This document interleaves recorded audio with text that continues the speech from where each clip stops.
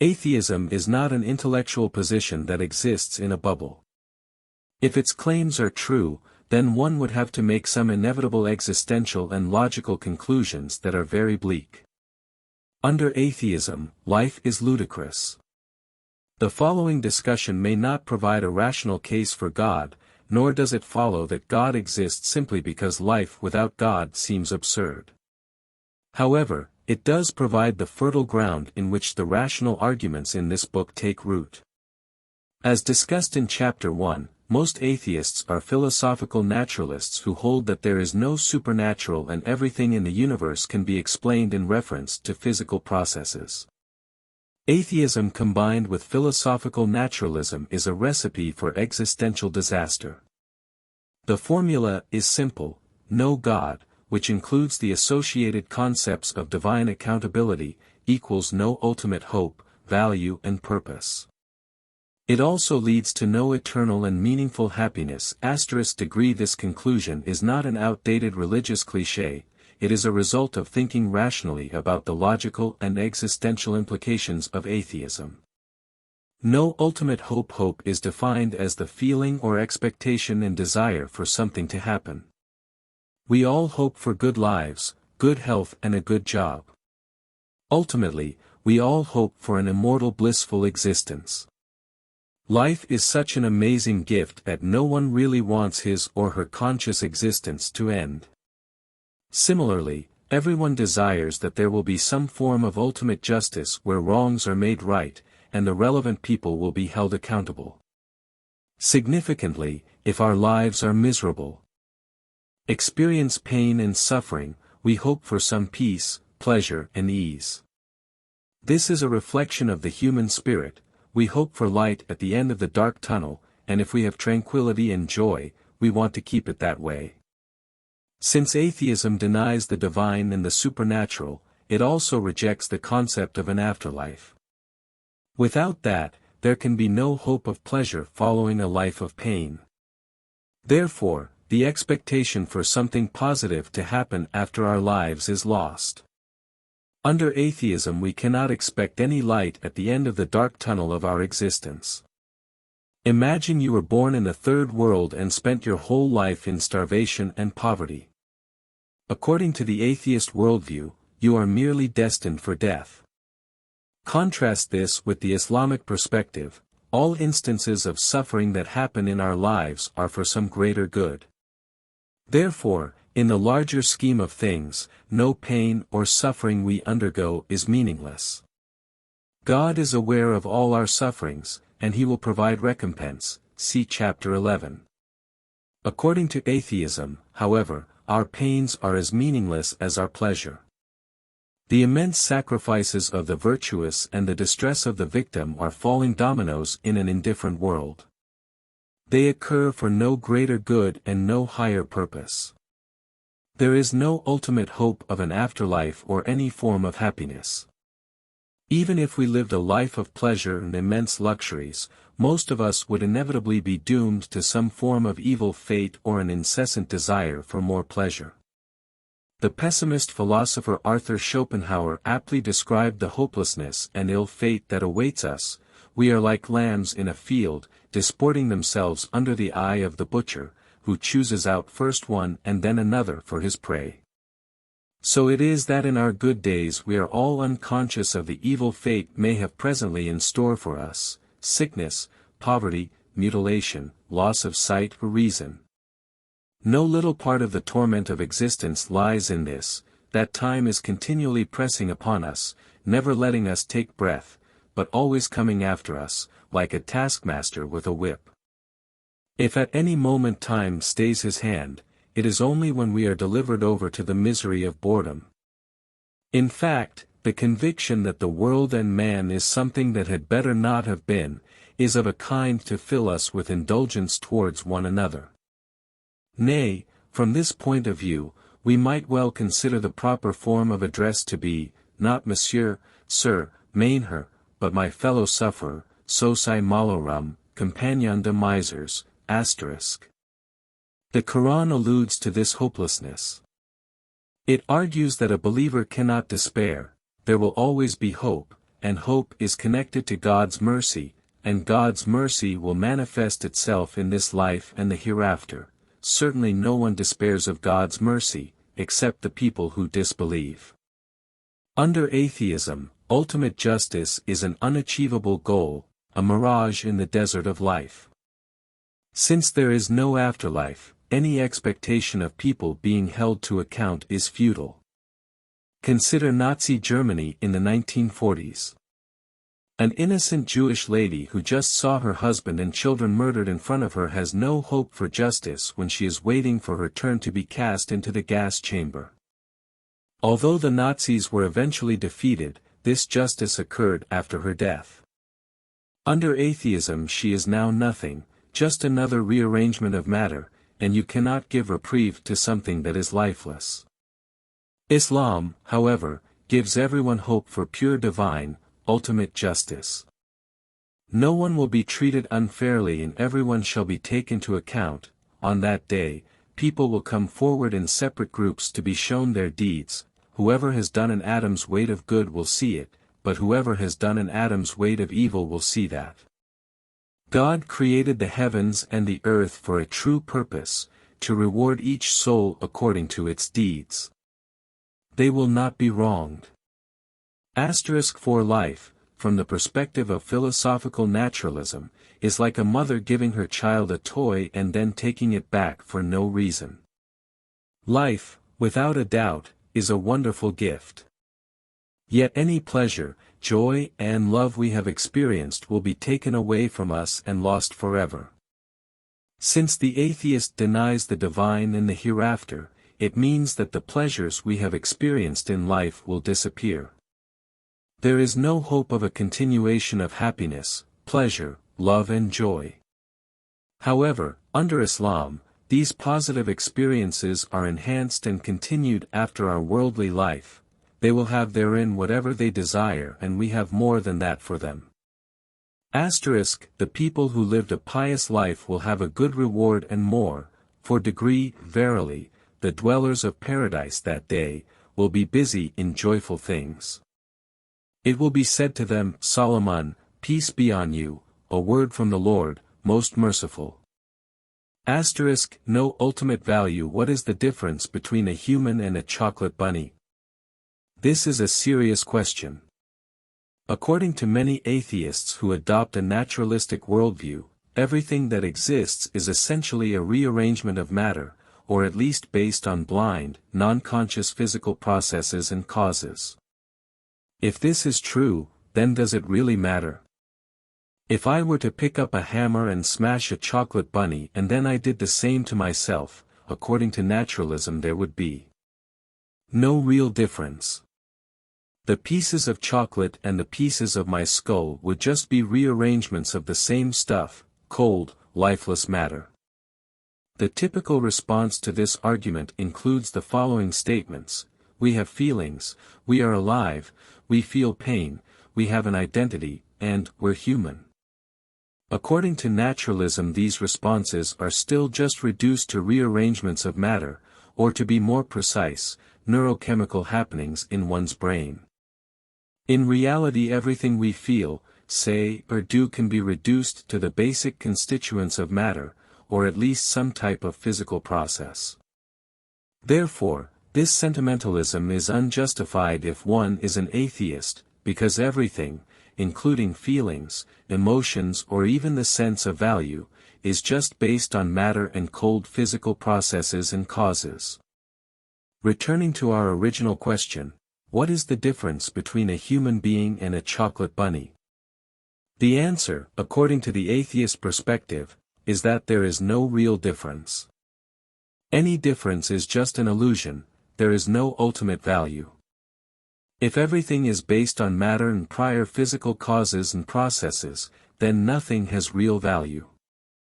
Unless, of course, one argues that what matters is matter itself.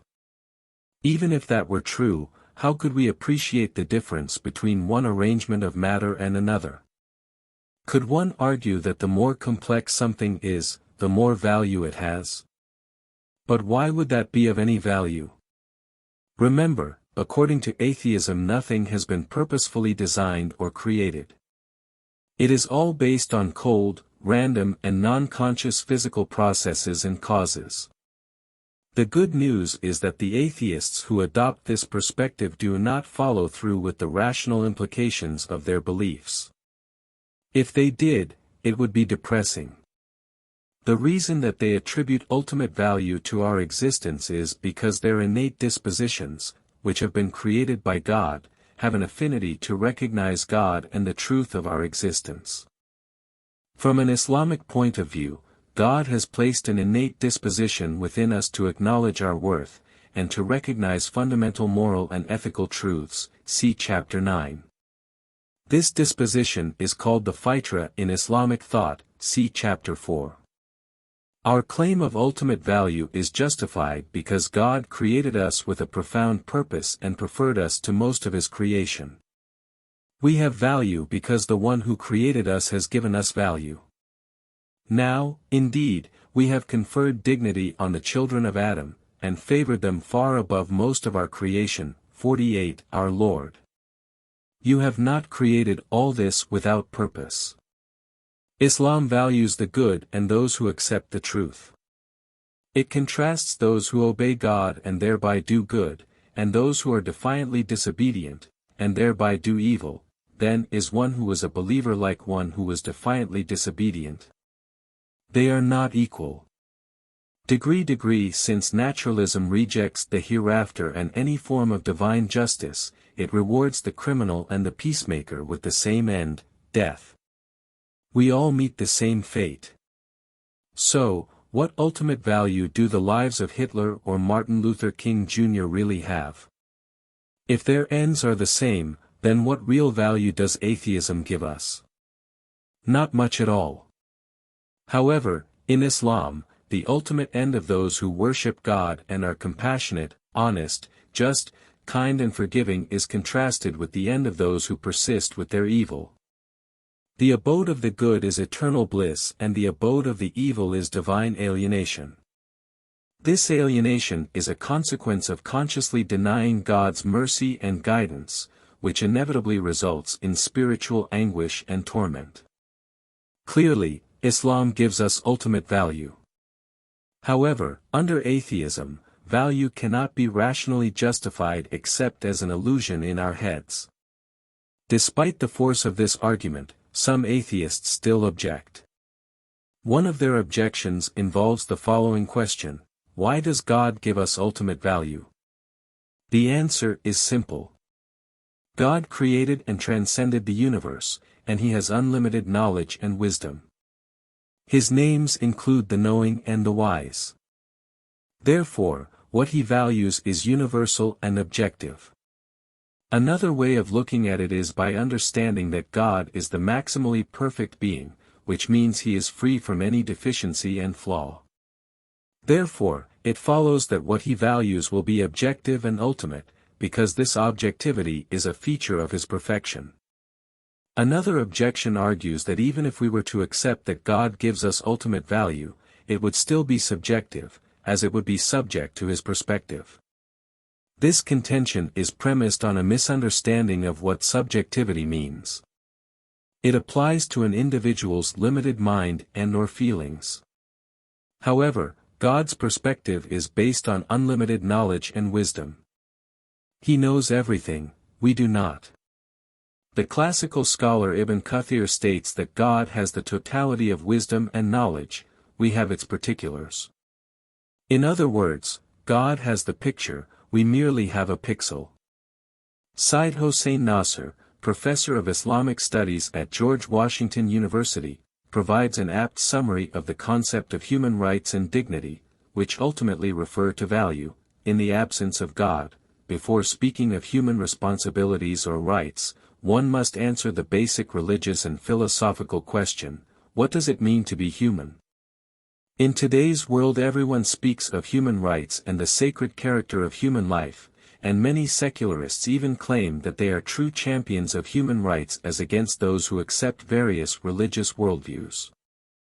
But strangely enough, often those same champions of humanity believe that human beings are nothing more than evolved apes, who in turn evolved from lower life forms and ultimately from various compounds of molecules.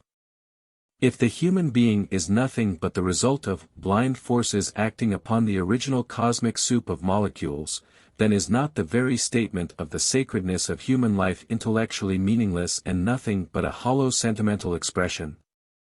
Is not human dignity nothing more than a conveniently contrived notion without basis in reality?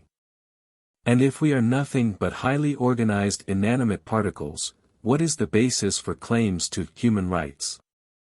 These basic questions know no geographic boundaries and are asked by thinking people everywhere. We have value, but what value does the world have? If I were to put you in a room with all your favorite games, gadgets, friends, loved ones, food and drink, but you knew that in 5 minutes you, the world and everything in it would be destroyed, what value would your possessions have? They wouldn't have any at all. However, what is 5 minutes or 657,000 hours, equivalent to 75 years? It is mere time. Just because we may live for 75 years does not make a difference. In the atheist worldview it will all be destroyed and forgotten. This is also true for Islam. Everything will be annihilated. So in reality the world intrinsically has no value, it is ephemeral, transient and short-lived. Nonetheless, from an Islamic perspective the world has value because it is an abode for getting close to God, good deeds and worship, which lead to eternal paradise. So it is not all doom and gloom. We are not on a sinking ship. If we do the right thing, we can gain God's forgiveness and approval. There is terrible punishment in the next life as well as forgiveness and approval from God, so race for your Lord's forgiveness. Degree 7 No ultimate purpose. I do not know why we are here, but I'm pretty sure that it is not in order to enjoy ourselves. Degree These are the words of influential philosopher Ludwig Wittgenstein. Like many philosophers, he did not have an answer to the question, what is the purpose of life? But he did indicate that life is not just a game. Other people, however, have argued that the question is false. There may be nothing we should be bothered about. We should carry on living and not worry about why we are here. The Nobel Prize winner Albert Camus explained this attitude in the following way: you will never live if you are looking for the meaning of life. Camus was basically saying that the important thing is to live a life that works for you, regardless of any truth behind your existence. In light of these differing views, we must ask, is it reasonable to believe we have a purpose? To help answer this question, let us take the following illustration into consideration.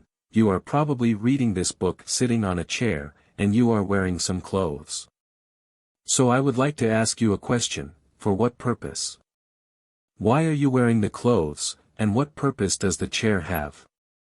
The answers to these questions are obvious. The chair's purpose is to allow us to sit down by supporting our weight, and our clothes fulfill the purpose of keeping us warm, hiding our nakedness and of course making us look aesthetically pleasing. Our clothes and the chair are lifeless objects with no emotional or mental abilities, and we attribute purpose to these. Yet some of us do not believe we have a purpose for our own existence. Naturally, this seems absurd and counterintuitive. Having an ultimate purpose for our lives implies that there is a reason for our existence, in other words, some kind of intention and objective. Without an ultimate purpose we have no reason to exist, and we lack a profound meaning for our lives. This is the perspective of naturalism. It dictates that we merely spring from prior physical processes. These are blind, random and non-rational. The logical conclusion of this indifferent view on our existence is that we are riding on a sinking ship. This metaphorical ship is our universe because, according to scientists, this universe is heading towards its inevitable demise and will suffer what they call a heat death. Human life will be destroyed prior to this heat death as the sun will eventually obliterate the earth. Therefore, if this ship is going to sink, I ask you, what is the point of reshuffling the deck chairs or giving a glass of milk to the old lady? The Qur'an represents humanity's intuitive stance on this issue. Our Lord, you have not created all this without purpose. Nevertheless, various disputes emerge from this discussion. First, an atheist can argue that the absence of any reason for our existence gives us more freedom to create purpose for ourselves. To further explain, some of the existentialists have argued that our lives are based on nothing, and from this nothingness we can create a new realm of possibilities for our lives. This rests on the idea that everything is intrinsically meaningless, and therefore we have the freedom to create meaning for ourselves in order to live fulfilling lives. The flaw with this approach is that we cannot really escape meaning. Denying purpose for the basis of our existence, while attributing some made-up purpose to our lives is, by definition, self-delusion. It is no different in saying, let's pretend to have purpose. This is no different from children who pretend to be doctors and nurses, cowboys and Indians, or mothers and fathers. However, we must all grow up and face the truth that life is not just a game. Another disagreement consists of the Darwinian claim that our purpose is to propagate our DNA, as the famous atheist Richard Dawkins proposes in his book, The Selfish Gene. Our bodies have developed to do just that. The problem with this view is it relegates our existence to a random accident via a lengthy biological process. This renders the human nothing more than a byproduct, an incidental being that emerged via the random collision of particles and the meaningful happiness. To help answer this question, imagine the following scenario: while reading this, you are sedated against your will. Suddenly you wake up and find yourself on a plane. You're in first class. The food is heavenly. The seat is a flatbed, designed for a luxurious, comfortable experience. The entertainment is limitless. The service is out of this world. You start to use all of the excellent facilities. Time starts to pass. Now think for a moment, and ask yourself the question, would I be happy? How could you be? You would need some questions answered first. Who sedated you? How did you get on the plane? What is the purpose of the journey? Where are you heading? If these questions remained unanswered, how could you be happy? Even if you started to enjoy all of the luxuries at your disposal, you would never achieve true, meaningful happiness. Would a frothy Belgian chocolate mousse on your dessert tray be enough to drown out the questions? It would be a delusion, a temporary, fake type of happiness, only achieved by deliberately ignoring these critical questions. Now apply this to your life and ask yourself, am I happy? Our coming into existence is no different from being sedated and thrown on a plane. We never chose our birth, our parents, or where we come from. Yet some of us do not ask the questions or search for the answers that will help us achieve our ultimate goal of happiness. Where does true, meaningful happiness lie? Inevitably, if we reflect on the previous example, happiness really lies in answering key questions about our existence. These include, what is the purpose of life? Where am I heading after my death? In this light, our happiness lies in our inwardness, in knowing who we are, and finding the answers to these critical questions. If we claim to be happy, but have not asked these questions or found any answers, then our happy state is not very meaningful. It would be like a drunken person who seems to be happy when he temporarily forgets life's worries. Unlike animals, we cannot be content by reacting to our instincts. Obeying our hormones and mere physical needs will not answer these questions and bring happiness. To understand why, reflect on another example. Imagine you were one of 50 human beings locked in a small room with no exit.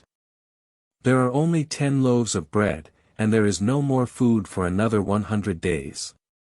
What do you all do? If you follow your animalistic instincts, there will be blood. But if you try to answer the question, how can we all survive? It is likely that you will, because you will devise ways to do so. Extend this example to your life. Your life has many more variables, which can result in almost an infinite number of outcomes. Yet some of us just follow our carnal needs. Our jobs may require Ph.D.S. or other qualifications, and we may wine and dine with our partners, but all of that is still reduced to the mere instincts of survival and procreation. Meaningful happiness cannot be achieved unless we find out who we really are and search for answers to life's critical questions. However, under naturalism these questions do not have any real answers. This is why naturalism can never lead to a meaningful happy state. Why are we here? No reason at all. Where are we going? Nowhere. We will just face death. We all need to answer the fundamental question of why we are here. In Islam, the answer is simple yet profound. We are here to worship God, see chapter 15. But worship in Islam is quite different from the common understanding of the word. Worship can be shown in every act that we do. The way we talk to each other and the small acts of kindness we do each day. If we focus on pleasing God by our actions, then our actions become acts of worship. Worship is not merely limited to directing our acts of worship to God alone, like the spiritual acts of prayer and fasting. Worshipping God also means loving, obeying and knowing Him the most. Worshipping God is the ultimate purpose of our existence. It frees us from the slavery to others and society. God, in the Qur'an, presents us with a powerful example. God puts forward this illustration: can a man who has for his masters several partners at odds with each other be considered equal to a man devoted wholly to one master? All praise belongs to God, though most of them do not know. Inevitably, if we do not worship God, we end up worshipping other gods. Think about it. Our partners, our bosses, our teachers, our friends, the societies we live in, and even our own desires enslave us in some way. Take, for example, social norms. Many of us define beauty based on social pressures. We may have a range of likes and dislikes, but these are shaped by others. Ask yourself, why are you wearing these trousers or this skirt? Saying you like it is a shallow response. The point is, why do you like it? If we keep on probing in this way, many will end up admitting, because other people think it looks nice. Unfortunately, we've all been influenced by the endless adverts and peer pressure that bombard us. In this respect we have many masters, and they all want something from us. They are all at odds with each other, and we end up living confused, unfulfilled lives. God, who knows us better than we know ourselves, who loves us more than our mothers love us, is telling us that He is our true master, and only by worshipping Him alone will we truly free ourselves. The Muslim writer Yasmin Mogahed explains in her book, Reclaim Your Heart, that anything other than God is weak and feeble, and that our freedom lies in worshipping Him. Every time you run after, seek, or petition something weak or feeble, you too become weak or feeble. Even if you do reach that which you seek, it will never be enough. You will need to seek something else. You will never reach true contentment or satisfaction. That is why we live in a world of trade-ins and upgrades. Your phone, your car, your computer, your woman, your man, can always be traded in for a newer, better model. However, there is a freedom from that slavery. When the object upon which you place all your weight is unshaking, unbreakable, and unending, you cannot fall. The next question is, where are we going? We have a choice, to embrace God's eternal, unbounded mercy, or to run away from it. Accepting His mercy, by responding to His message, and obeying, worshipping and loving Him will facilitate our eternal happiness in paradise. Rejecting and running away from God's mercy necessitates that we end up in a place devoid of His love, a place of unhappiness, hell. So, we have a choice. Either we decide to embrace His mercy or try to escape from it. We have the free will to choose. Even though God wants good for us, He does not force us to make the right choices. The choices we make in this life will shape our lives after we die, and when that day comes, no soul will speak except by His permission, and some of them will be wretched and some happy. There they will stay, a happy home and resting place. Since our ultimate purpose is to worship God, we must establish our natural balance to find out who we really are. When we worship God, we free ourselves, and find ourselves. If we do not, we are forgetting what makes us human, see chapter 15, and be not like those who forgot God, so He made them forget themselves. Need to seek something else. You will never reach true contentment or satisfaction. That is why we live in a world of trade-ins and upgrades. Your phone, your car, your computer, your woman, your man, can always be traded in for a newer, better model. However, there is a freedom from that slavery. When the object upon which you place all your weight is unshaking, unbreakable, and unending, you cannot fall. The next question is, where are we going?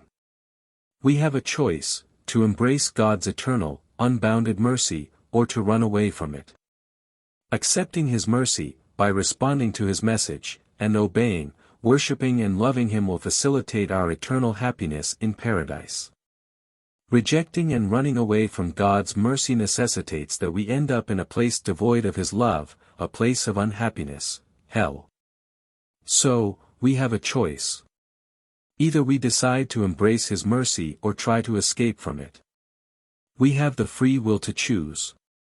Even though God wants good for us, He does not force us to make the right choices.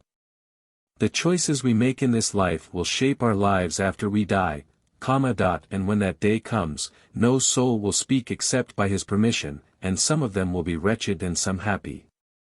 There they will stay, a happy home and resting place. Since our ultimate purpose is to worship God, we must establish our natural balance to find out who we really are. When we worship God, we free ourselves, and find ourselves. If we do not, we are forgetting what makes us human, see chapter 15, and be not like those who forgot God, so He made them forget themselves. In summary, atheism cannot provide profound answers for our existence, and therefore real, meaningful happiness can never be achieved. If someone argues that they are happy under atheism, would argue it is a drunken type of happiness. They only sober up when they start thinking deeply about their own existence. Even if they have attempted to find the answers and have settled with not knowing, or being skeptical about the available responses, they will still not achieve ultimate happiness. Compare the person who knows why they exist and where they are going with the one who does not. Their conditions are not the same, even if they both claim to be happy. This chapter has clearly shown the logical implications of denying God. While atheists are emotionally justified in believing their lives have a sense of ultimate value, hope, happiness and purpose, the point is clear, intellectually they are groundless. Even Richard Dawkins appreciates the logical implications of naturalism. He argues that under naturalism, everything is meaningless and based on pitiless indifference. On the contrary, if the universe were just electrons and selfish genes, meaningless tragedies like the crashing of this bus are exactly what we should expect, along with equally meaningless good fortune. Such a universe would be neither evil nor good in intention. It would manifest no intentions of any kind. In a universe of blind physical forces and genetic replication, some people are going to get hurt, other people are going to get lucky, and you won't find any rhyme or reason in it, nor any justice. The universe we observe has precisely the properties we should expect if there is, at bottom, no design, no purpose, no evil and no good, nothing but blind, pitiless indifference. Trademark a universe made up of non-rational, blind, cold physical stuff is not concerned with our emotions. Only God can provide the intellectual justification for the things that define our humanity.